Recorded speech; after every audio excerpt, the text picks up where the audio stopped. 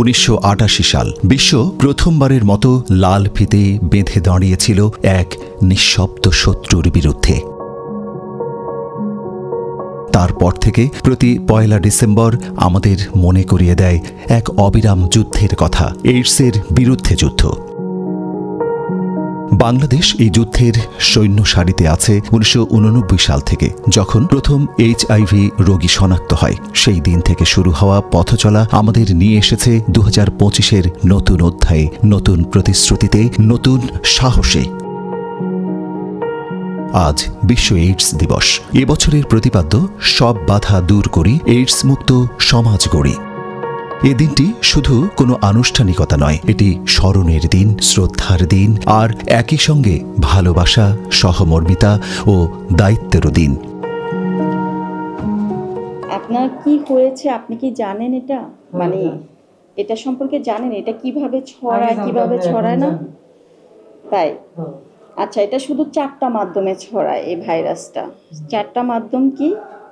একটা হচ্ছে রক্ত সরবরাহের মাধ্যমে, আরেকটা হচ্ছে সেক্সুয়াল মাধ্যমে, আরেকটা হচ্ছে সুই সিরিজ থেকে, আরেকটা মাধ্যম হচ্ছে মা থেকে শিশু আক্রান্ত হতে পারে। মা থেকে শিশুটা কখন হতে পারে? যদি কোনো মা জানেই না সে ভাইরাসটা ক্যারি করতেছে, বহন করতেছে, ওষুধ খাচ্ছে না, ট্রিটমেন্ট পাচ্ছে না, তখন মা থেকে শিশু হতে পারে। একদম ক্লিয়ার মেসেজ। আমরা স্মরণ করি তাদের যারা এইডসের কাছে হার মানতে বাধ্য হয়েছেন, আর হাত বাড়াই তাদের দিকে যারা এখনো লড়াই করে যাচ্ছেন বেঁচে থাকার আকাঙ্ক্ষায়, ভালোবাসার টানে, জীবনের প্রতি বিশ্বাসে। বাংলাদেশে এখন পর্যন্ত শনাক্ত হয়েছে 16,860 জন HIV আক্রান্ত মানুষ। তাদের মধ্যে 2,281 জন আমাদের মাঝে নেই, কিন্তু বাকি হাজারো মানুষ আজও দাঁড়িয়ে আছেন জীবনের পক্ষে, চিকিৎসার শক্তিতে, সমাজের সহায়তায়। যারা নিজেরাই HIV পজিটিভ তারা পেশেন্টকে পজিটিভ মোটিভেশনাল কাউন্সেলিংগুলো প্রদান করেন। যে কাউন্সেলিংয়ের মাধ্যমে একজন পেশেন্ট যখন HIV পজিটিভ হয় সে মানসিকভাবে অনেক বেশি বিপর্যস্ত থাকে। এই কাউন্সেলিংগুলো তাদের জীবনযাত্রার মানকে আরও সহজ করে। এখানে বিভিন্ন যৌন রোগের বিনামূল্যে চিকিৎসা সেবা দিচ্ছে এবং HIV ট্রিটমেন্ট করতেছি। HIV পরীক্ষার পাশাপাশি আমরা যখন কোনো HIV পজিটিভ বেনিফিশিয়ারি পাই, সেই ক্ষেত্রে আমরা তাকে সরকারি যে বিভিন্ন ERT সেন্টারগুলো আছে ওই ERT সেন্টারে তাদের আমরা রেফার করি। বর্তমান সময়ে 14টি হাসপাতালে প্রায় 8,309 জন রোগী নিয়মিত পাচ্ছেন বিনামূল্যে ART চিকিৎসা, যা বহু জীবনকে ফিরিয়ে দিয়েছে আলোয়, সুস্থতায়, স্বপ্নে। বর্তমান বিশ্বে HIV এইডসের যে ঝুঁকিময় একটা পরিবেশ পার করছে, এবং একই সাথে আমাদের বাংলাদেশেও আমরা দেখতে পাচ্ছি এখানে সংক্রমণের যে ঝুঁকি এবং মৃত্যুর যে ঝুঁকি দুটোই বাড়ছে। এই প্রেক্ষাপটে যদি বৈশ্বিক প্রেক্ষাপটে বলি, তারপর বাংলাদেশও যদি এর সাথে সম্পর্কিত করি, তাহলে লক্ষ্য করবেন যে বৈশ্বিকভাবে আমরা দেখতে পাচ্ছি যে এখন সমগ্র বিশ্বের জনগোষ্ঠী HIV এইডসের একটা ঝুঁকিময় পরিবেশ পার করছে। আমাদের সরকারের উচিত যে ডোমেস্টিক ইনভেস্টমেন্ট এবং অর্থাৎ স্থানীয়ভাবে যে এখানে বরাদ্দ রাখা এবং করা, তা না হলে আমাদের দেশ যেহেতু ঝুঁকিময় একটা অবস্থার মধ্যে আছে, এবং আমরা দেখতে পাচ্ছি 2000 সাল থেকে এই 2025 সাল এই সময়কালটাকে যদি আপনি বিবেচনায় নেন, তাহলে দেখতে পাবেন আমাদের HIV এইডসের সংক্রমণ যেটি এটির হার বাড়ছে, একই সাথে মৃত্যুর সংখ্যাও কিন্তু বাড়ছে। আমি মনে করি যে HIV এইডস বা এই ধরনের জায়গাতে আমাদেরকে জনসংখ্যার আকারে আমরা দেখি যে কি পপুলেশন অর্থাৎ ঝুঁকিময় মানুষ কারা রয়েছে তাদেরকে চিহ্নিত করা। এই ঝুঁকিময় মানুষগুলোর মধ্যে প্রথমেই রয়েছে যারা যৌন কাজের সাথে যুক্ত বা যৌনকর্মী, সেক্স ওয়ার্কার, একটি হলো প্রথম। দ্বিতীয়ত আমরা দেখতে পাই যে এক্ষেত্রে ঝুঁকিময় জনগোষ্ঠী হচ্ছে যারা ড্রাগ ব্যবহার করে বা ইনজেকশনের মাধ্যমে ড্রাগ গ্রহণ করে, তাদেরকে আইডেন্টিফাই করা। তৃতীয়ত হচ্ছে ট্রান্সজেন্ডার যারা কমিউনিটি যারা রয়েছে সেটিকে দেখা, এবং চতুর্থত হচ্ছে যারা উভয় বা সমকামী যৌনকর্মী যারা রয়েছে। তাহলে এই জায়গাগুলোতে আমার এই কি পপুলেশন বা এই ঝুঁকিময় জনগোষ্ঠীকে চিহ্নিত করে তাদেরকে আমাদের কাউন্সেলিং করা, তাদের জন্য পর্যাপ্ত সেবা ব্যবহার করা, সেগুলো করতে হবে। কিন্তু মোটা দাগে যেটি মনে করতে হবে যে মানবাধিকারের জায়গাটি হচ্ছে সবচেয়ে বেশি গুরুত্বপূর্ণ। প্রত্যেকটি মানুষেরই কিন্তু সমমর্যাদা রয়েছে, তার বেঁচে থাকার পছন্দ এবং অধিকারকে সমন্বিতভাবে জীবনে প্রতিফলিত করার একটা মূল্যায়ন রয়েছে। সেক্ষেত্রে মানবাধিকার যদি রক্ষা করতে হয়, তাহলে এই যে কি পপুলেশন যাদেরকে বলেছি যে গুরুত্বপূর্ণ যে জনগোষ্ঠী, তাদেরকে কিভাবে আরও বেশি সচেতন করা যায়, তাদেরকে কিভাবে আরও ক্ষমতায়ন করা যায়, সেই জায়গাটা আমাদের ভাবতে হবে। 2024 সালে নতুন করে শনাক্ত হয়েছে 1438 জন। এদের মধ্যে 31% MSM, 15% মাইগ্রেন্ট এবং 10% রোহিঙ্গা শরণার্থী। রোহিঙ্গা জনগোষ্ঠীর বিশেষ দুর্বলতা আরও একটি চ্যালেঞ্জ। 1342 জন শনাক্তের মধ্যে 942 জন চিকিৎসা পাচ্ছেন, কিন্তু এই সংখ্যার আড়ালে আছে হাজারো গল্প, অবহেলা, সীমাবদ্ধতা আর বেঁচে থাকার অদম্য চেষ্টা। সাধারণ জনগোষ্ঠীতে প্রাদুর্ভাব মাত্র 0.01%, দক্ষিণ এশিয়ায় এক প্রশংসনীয় সাফল্য। কিন্তু ঝুঁকিপূর্ণ গোষ্ঠীগুলোর মধ্যে সংক্রমণ বাড়ছে, বিশেষ করে PWID, FSW ও পুরুষ যৌনকর্মীদের মধ্যে। তাই আমাদের এখনো পথ বাকি, লড়াই চলমান। এইডস আসলে কোনো একটা ডিজিজ বা রোগ বলতে পারি না আমরা বলতে পারি যে অনেক রোগের সমষ্টি বা অনেক উপসর্গের সমষ্টি। অ্যাকোয়ার্ড ইমিউনোডেফিসিয়েন্সি সিনড্রোম মানে এটা অর্জিত এই যে প্রতিরোধ ব্যবস্থা ধ্বংসকারী একটা এই উপসর্গমালা। এইডস মূলত একটা ভাইরাসের কারণে হয়, যে ভাইরাসটার নাম হলো হিউম্যান ইমিউনোডেফিসিয়েন্সি ভাইরাস বা HIV। এই ভাইরাসটার কাজ হলো আমাদের যে শরীরের যে রোগ প্রতিরোধ ব্যবস্থাটা থাকে সেই ব্যবস্থাটাকে আস্তে আস্তে দুর্বল করে দেয়। বিশেষ করে যে CD4 নামে এক ধরনের কোষ থাকে আমাদের প্রতিরোধমূলক কোষ, সেটাকে সংখ্যাগুলো আস্তে আস্তে কমায় দেয়, দুর্বল করে দেয়। এবং এক পর্যায়ে যদি চিকিৎসা না নেওয়া হয়, একটা পর্যায়ে গিয়ে শরীরের এই প্রতিরোধ ব্যবস্থাটা ভেঙে পড়ে নানান ধরনের ইনফেকশন বা সংক্রমণ, কিন্তু একটা ক্যান্সারেও আক্রান্ত হওয়ার ঝুঁকিটা বাড়ে। এবং একটা পর্যায়ে গিয়ে মানে একদম অ্যাডভান্স স্টেজ যাকে আমরা বলি, তখন ওই এইডস নামের রোগটা তখন আমরা বলি ওইটা শুরু হয়, যেখানে তীব্র নানান ধরনের ইনফেকশন হইতে পারে, অনেক ধরনের লক্ষণ তখন দেখা দিতে পারে। HIV আক্রান্ত হওয়ার পরে 2 থেকে 4 সপ্তাহ, আক্রান্ত বলতে আমি কি বোঝাই, যে সংস্পর্শে যাওয়া, মানে যেভাবে HIV ইনফেকশন হইতে পারে সেই ধরনের কোনো কিছু সংস্পর্শে যাওয়ার 2 থেকে 4 সপ্তাহের মধ্যে একটা তীব্র কিছু লক্ষণ দেখা দিতে পারে। যেমন মাথা ব্যথা হইতে পারে, গলা ব্যথা হইতে পারে, তারপর এই যে আমাদের যে শরীরে নানান লিম্ফ নোড বা লসিকা গ্রন্থি থাকে শরীরের নানান জায়গায়, সেগুলি ফুলে যেতে পারে। এই ধরনের কিছু লক্ষণ নিয়ে তারা আসতে পারে। আবার যখন এটা একটু অনেক দিন থেকে যায়, তখন কিন্তু এটার এই লক্ষণগুলো আর থাকে না। আমাদের এই শরীরের কিছু বিশেষ ধরনের ফ্লুইড বা তরল পদার্থ যেগুলির মাধ্যমে এই ভাইরাসটা ছড়াইতে পারে, যেমন রক্তের মাধ্যমে ছড়াইতে পারে। আমাদের যে যৌনাঙ্গ, যেটা নারী এবং পুরুষের যৌনাঙ্গের এক ধরনের রস বা মিশ্রিত যে কিছু তরল, সেগুলির মাধ্যমে হতে পারে। একজন গর্ভবতী মায়ের শেষের দিকে তার সন্তানের কাছে চলে যেতে পারে, এবং বুকের দুধ খাওয়ানোর ফলে মায়ের কাছ থেকে সন্তানের কাছে যেতে পারে, এইভাবে ছড়াইতে পারে।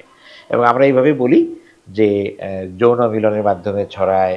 যদি আমরা সিরিঞ্জ কিংবা সুই এটা যদি কেউ শেয়ার করে, একজনেরটা যদি আরেকজন ব্যবহার করে, এইভাবেও ছড়াইতে পারে। আক্রান্ত ব্যক্তিটা যদি অন্য কেউ ব্যবহার করে, আমরা রক্ত দেই যে একজনের শরীর থেকে আরেকজন, সেখানে যদি রক্ত যদি যথাযথভাবে স্ক্রিনিং করা না হয়, তাহলে দূষিত রক্ত থেকে এটা হইতে পারে।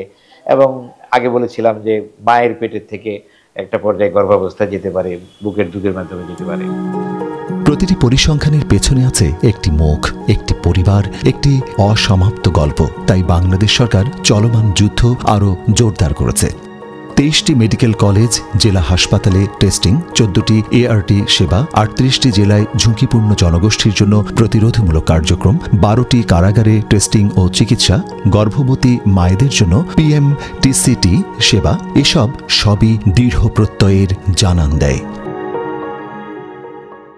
আপনারা জানেন যে আমাদের দেশে যে সমস্ত ঝুঁকিপূর্ণ এলাকা আছে, সেই সমস্ত ঝুঁকিপূর্ণ এলাকায় আমরা এক্সটেন্সিভলি কার্যক্রমটা চালাই। এরকম জেলা আমাদের 38টা জেলা আছে। এখানে এর ভিতরে আবার 23টা জেলা এটা সাধারণ জনগণের জন্য এটা খোলা আছে। যদি কোনো ডাক্তার বা সে যদি নিজে মনে করে যে আমার HIV টেস্ট করা দরকার, সেখানে 23টা জেলায় সেই কার্যক্রমটা আছে। এরকমভাবে আমরা 38টা জেলার মাধ্যমে আমরা এই কার্যক্রমটা চালাচ্ছি। আমাদের সরকারি যারা আছে তাদের মাধ্যমে চালাচ্ছি।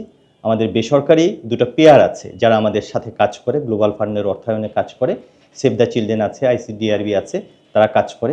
তাদের অনেকগুলো সেন্টার আছে এই সারা দেশে, এই 38টা জেলায় তাদের বিভিন্ন জায়গায় তাদের নিজস্ব ফর্মুলাতে তারা এই সেন্টারগুলো আছে। সেই সেন্টারগুলোতে তারা HIV প্রিভেনশনের জন্য তারা কাজ করছে। আমাদের এই প্রিভেনশনের মধ্যে আছে যে আমাদের এই HIV যাদের পজিটিভ হয়ে যায় তাদের চিকিৎসার ব্যবস্থা আছে এবং তাদের কাউন্সেলিং আছে। এছাড়া যাদের HIV পজিটিভ হওয়ার সম্ভাবনা আছে সে সমস্ত মানুষেরও আমরা এই কার্যক্রমের আওতায় এনেছি। এছাড়া আমাদের সারা দেশে আমাদের যে মোবাইল ভ্যান আছে সেই মোবাইল ভ্যানে এই 38টা জেলার বাইরে আমরা এটা নিয়মিত কার্যক্রম চালানো হচ্ছে।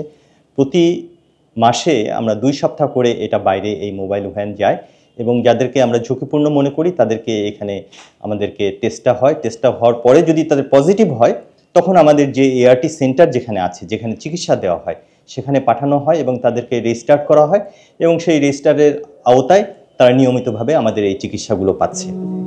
আমাদের লক্ষ্য স্পষ্ট, 2030 সালের মধ্যে SDG 3 অর্জন এবং HIV নিয়ন্ত্রণ।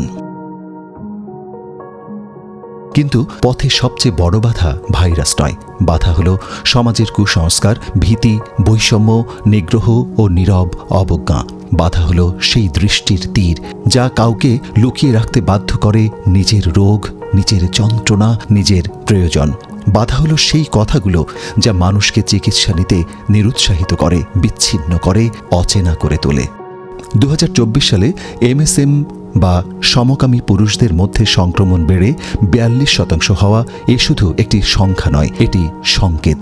এটি সংকেত যে আমরা এখনো অনেককে নিরাপদ করতে পারিনি, অনেকের কাছে পৌঁছতে পারিনি। HIV একটি ভাইরাস যা মানুষের শরীরে প্রবেশ করে মানুষের রোগ প্রতিরোধ ক্ষমতাকে আস্তে আস্তে নষ্ট করে দেয়। আমাদের পুরা বাংলাদেশে মোট 14টি ART সেন্টার রয়েছে। এই ART সেন্টারগুলোতে আমরা সন্দেহভাজন রোগী তাদেরকে আমরা পরীক্ষা করি HIVর জন্য।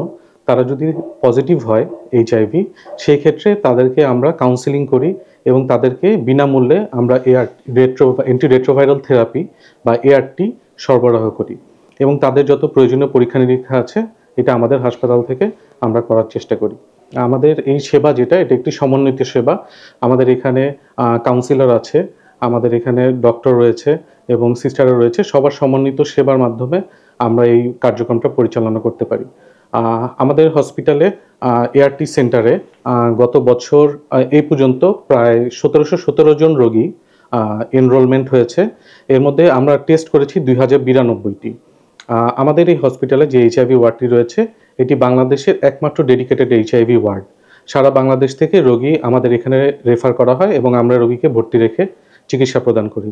তাদের এই গুরুতর অসুস্থতা কাটিয়ে উঠতে সাহায্য করি এবং পরবর্তীতে HIVর ওষুধ যেহেতু সারা জীবন ধরে খাওয়া লাগে, তাদেরকে আমরা তখন তাদের নির্দিষ্ট যে ART সেন্টার রয়েছে সেখানে তাদেরকে আবার আমরা পাঠিয়ে দিই। তারা সেখান থেকে ওষুধ সংগ্রহ করে সারা জীবন ওষুধটা খেয়ে থাকে।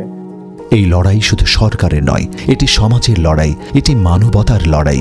এই লড়াইয়ে জিততে হলে সবার আগে ভাঙতে হবে নীরবতা, ভয় এবং কলঙ্কের দেয়াল।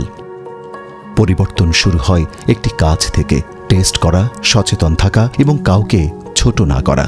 কারণ প্রতিটি জীবন মূল্যবান, প্রতিটি মানুষ সম্মানের যোগ্য, আর প্রতিটি আলোর দিশা শুরু হয় একটি সচেতন সিদ্ধান্ত দিয়ে। আমাদের দেশে তথ্য মতে ধারণা করা হয় যে 16,863টি রোগী আছে। তার মধ্যে 12,422 জনকে আমরা শনাক্ত করতে পেরেছি 2024 সাল পর্যন্ত এবং এর মধ্যে 2000-এর কিছু বেশি রোগী মারা গেছে। বর্তমানে দেশের বিভিন্ন স্থানে 8,309 জন রোগীকে আমরা চিকিৎসা প্রদান করছি। 14টি মেডিকেল কলেজ এবং ডিস্ট্রিক্ট হাসপাতালে অ্যাকচুয়ালি চিকিৎসা দেওয়া হয়।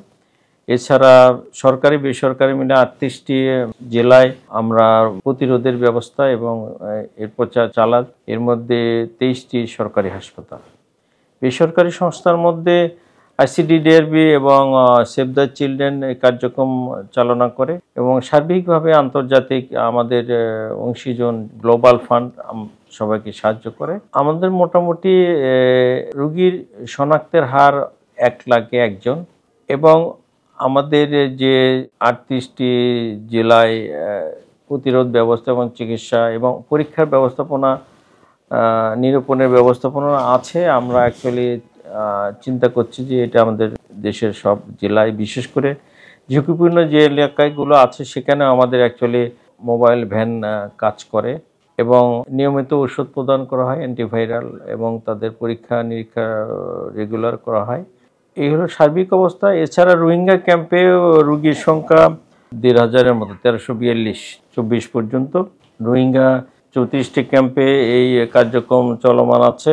2025 নভেম্বর পর্যন্ত আরও নতুন 1600 রোগী শনাক্ত করা হয়েছে, যাদের মধ্যে সমকামী, বিশেষ করে পুরুষ যৌনকর্মী এবং হিজড়াদের মধ্যে এবং যারা অ্যাকচুয়ালি শিরায় ঔষধ গ্রহণ করে, অ্যাডিক্টেড বা আসক্ত, তাদের মধ্যে এর সংখ্যা অনেক বেশি। 1 ডিসেম্বর এবছরের প্রতিপাদ্য হলো সব বাধা দূর করি, এইডস মুক্ত সমাজ করি। এই ধারাবাহিকতায় আমরা সবাইকে আহ্বান জানাবো আমরা যেন ধর্মীয় অনুশাসন পালন করি, আমরা যেন স্বাস্থ্যসম্মত জীবনযাপন, যৌন জীবন পালন করতে সামর্থ্য হই এবং সবাই মিলে আমরা যেন এইডস মুক্ত বাংলাদেশ গড়তে সক্ষম হই। বাংলাদেশ এগিয়ে যাচ্ছে, আমরা এগিয়ে যাচ্ছি একটি কলঙ্কমুক্ত, মানবিক, নিরাপদ ভবিষ্যতের দিকে। তাই আসুন সব বাধা দূর করি, এইডস মুক্ত বাংলাদেশ গড়ি। নিজে টেস্ট করুন, অন্যকে টেস্টে উৎসাহিত করুন। এই লড়াই আমাদের সবার।